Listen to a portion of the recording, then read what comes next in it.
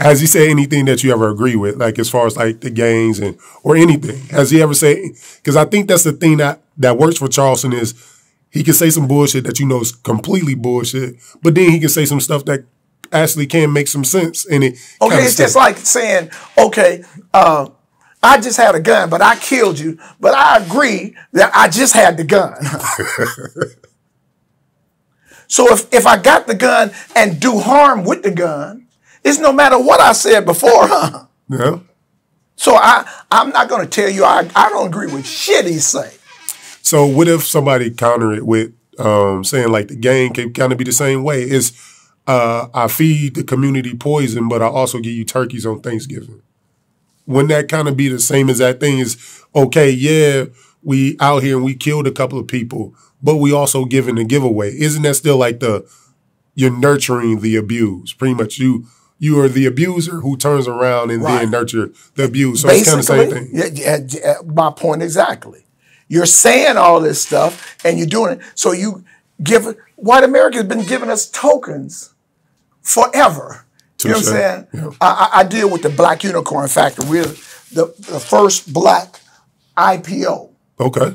And President Barack Obama wrote a law called the Jobs Act. And it's jump-starting private businesses, right? And in the Jobs Act, he says, I'm leveling the playing field.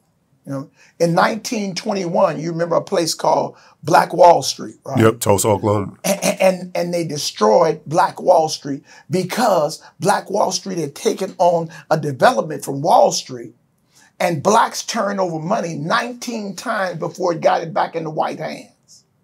But they only established community. They didn't understand how to establish a township.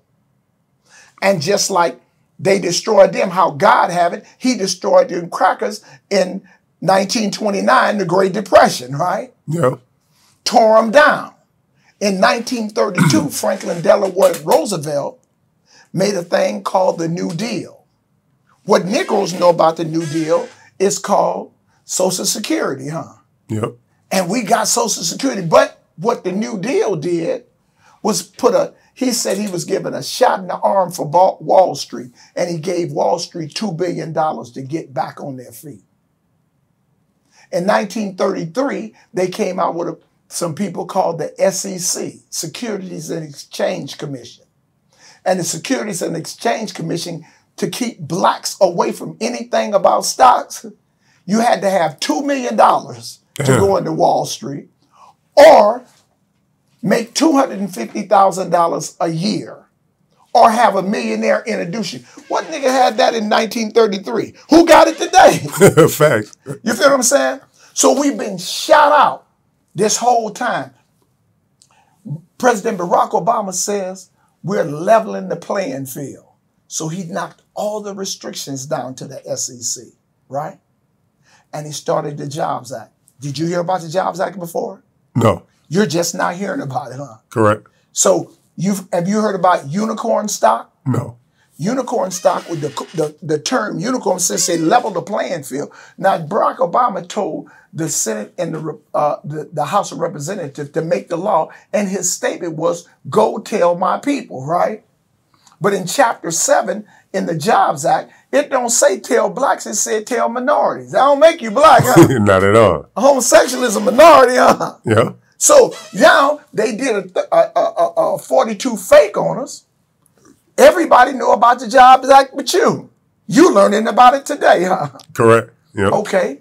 2016, they came up with unicorn stock. Unicorn stock is any IPO private stock that goes into the stock market, that's $1 billion stock. Mm-hmm. Facebook is a unicorn. WhatsApp is a unicorn. Grubhub is a unicorn. They say they find 360 unicorns a year in the world, right? You ever heard of Robert Ursovic?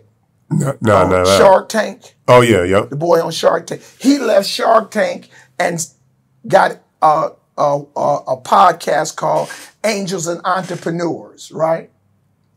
He says, when I find you a unicorn, You will be rich and your generation will be rich forever because it's the only stock that you get 1,000 times your investment. Wow. Right? So my partner, Johnny Stewart, was in the Feds, had been telling me about this since 2014. He got out of prison in 2020. He was one of 74 people that didn't have COVID. He said, Marv, I'm on. And he said, look, we're not going to find unicorns. We're going to make them.